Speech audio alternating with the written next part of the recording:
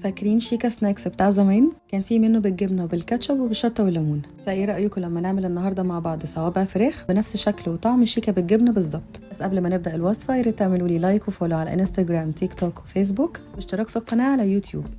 اول حاجه هنعملها هنجيب نص كيلو صدور فراخ ونقطعها شرايح بنفس الشكل والمقاس ده، وممكن كمان تقطعوها ارفع من كده، بس انا حبيت اقطعها بنفس المقاس ده علشان ما تنشفش معايا بعد كده.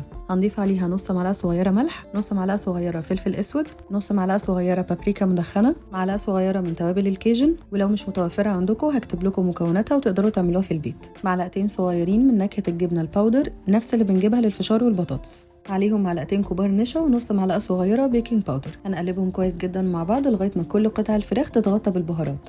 بعد كده هنبدا نحط المكونات السائله: معلقه صغيره خل ابيض، بيضه في درجه حراره الغرفه، معلقتين صغيرين من سراتشا صوص، ولو مش متوفر عندكم ممكن اكتب لكم مكوناته وتعملوه في البيت، معلقه صغيره هوت صوص او ربع معلقه شطه، مع معلقتين كبار زيت ذره. هنقلبهم مع بعض كويس جدا لغايه ما نتاكد ان التتبيله غطت الفراخ كلها. هنغطيها ونسيبها تتبل في التلاجة مش اقل من ساعتين، وبعد ما خدت وقتها في التتبيله هنسخن الزيت على درجه حراره متوسطه ونبدا ننزل بقطع الفراخ واحده واحده، وناخد بالنا يبقى في ما بينهم مسافات علشان ما يلزقوش في بعض. شايفين شكلهم ولونهم بداوا يبقوا شبه شكل شيكا ازاي؟ هنطلعهم من الزيت ونحاول نصفيهم على قد ما نقدر. بعد ما صفوا الزيت بتاعهم هننقلهم في طبق غويط، هنرش عليهم من نكهه الجبنه الباودر مره تانية بالكميه اللي نحبها، ونقلبهم مع بعض تقليبه سريعه وبس كده هيكونوا جاهزين على التقديم. وعلشان انا بحب طعم الجبنه بالزياده حطيت على وشهم شويه جبنه مبشوره، ودي خطوه اختياري.